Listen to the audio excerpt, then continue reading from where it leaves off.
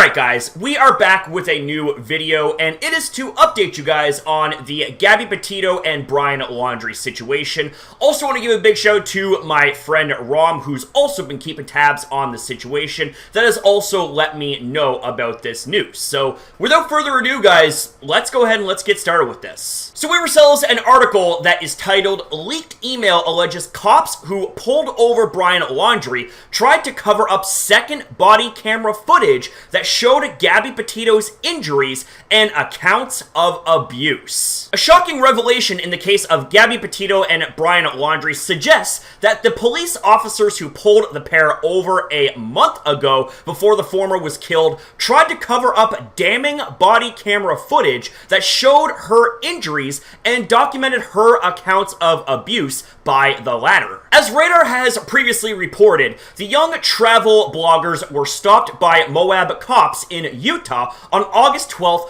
following an eyewitness call about a domestic dispute. Until recently, only one officer's body camera footage of the stop, Officer Daniel Robbins, had been released to the public. It told Laundrie's calm, cool, and collected side of the story, but did not show the officer's private conversation with a hysterical and physically hurt Petito after they escorted her to the back of their squad car. Initially, the two officers had wanted to charge Petito since she admitted to hitting Laundrie during an earlier altercation, but ultimately concluded that the situation was a mental health crisis versus a crime and asked the two to separate for the night. A second video of the stop taken on Officer Eric Pratt's body camera showed Petito sitting in the backseat of the cop car, crying as she told officers that Laundrie had grabbed her face and left a burning gash on her cheek during their earlier fight. In the footage, the two officers could be seen laughing and joking with Laundrie,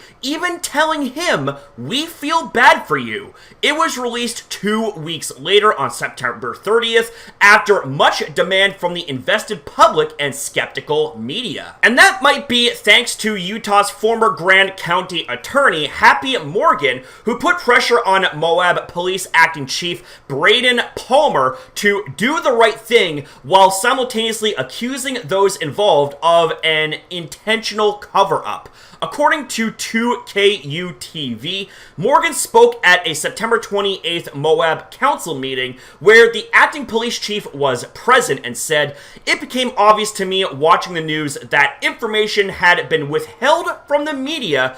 Two officers responded that day, Pratt and Robbins. Where's Pratt's camera? Every news agency in the United States had requested it, and they have not been turned over." The next day, on September 29th, Morgan wrote an email to Palmer that read, "The sooner you come clean about Pratt's body camera for the August 12th Petito Laundrie matter, the better. That information has been Government Records Access Management Act, requested by multiple agencies. Utah's GRAMA allows citizens to request public records. If it was withheld, you need to provide it and apologize," Morgan continued. "If it doesn't exist, then the sooner you own up to that, the better." She outwardly called the handling of the case a cover-up and urged Palmer to fix that error before it blows up in your face. According to 2KUTV, Palmer responded to Morgan within the hour, insisting that he planned to release Pratt's body camera footage the next day.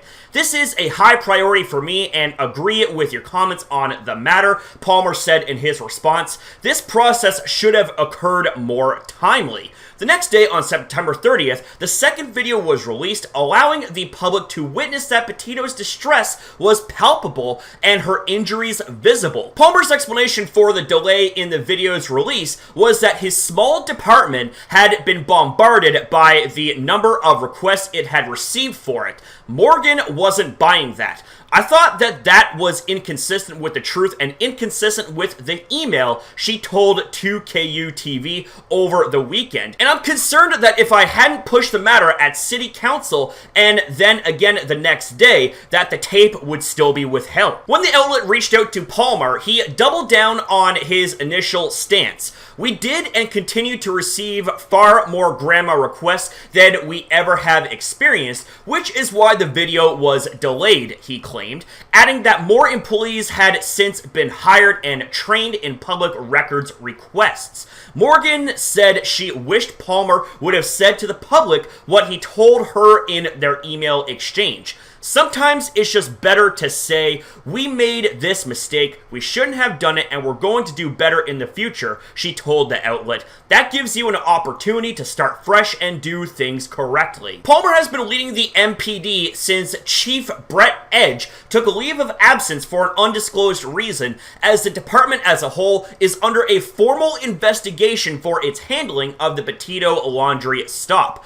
Additionally, 2KU-TV learned that Officer Manager Kelly Day, who is in charge of responding to the department's public records requests, is under investigation for allegedly illegally redacting police body camera footage from an unrelated incident in February in order to hide offensive comments made by officers. Morgan filed that complaint on September 16th. Okay, so now that we've settled the context on the table, allow me to open up by saying this right here wasn't just a small error, this was a big error, this was a big fuck up, and this right here is also an incredibly bad look for the MPD. Like, what the actual hell did I just read? And especially when it comes to the officers that responded to that specific situation, the Petito and Laundrie stop, and them laughing about it, like, what the hell's wrong with you guys? Like, these officers, instead of taking the situation more seriously,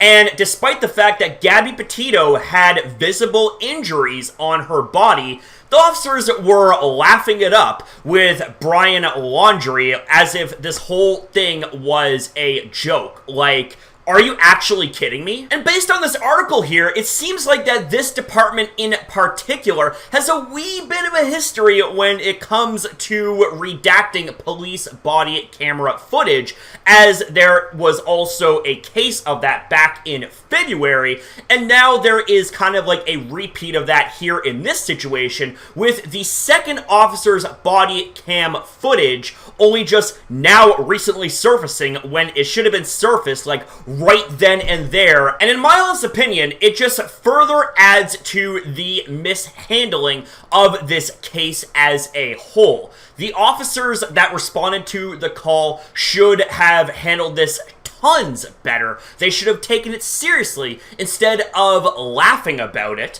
And this right here just goes to show, even more so, that these officers, and better yet, the department, isn't exactly trustworthy and competent when it comes to handling cases that should be taken very seriously. So at this moment, I don't exactly know what else can be said here. I think the story itself paints a pretty big picture that is easy to understand. So with that being said, I want to say thank you guys very much for watching. Thank you for your time as well in viewing this video.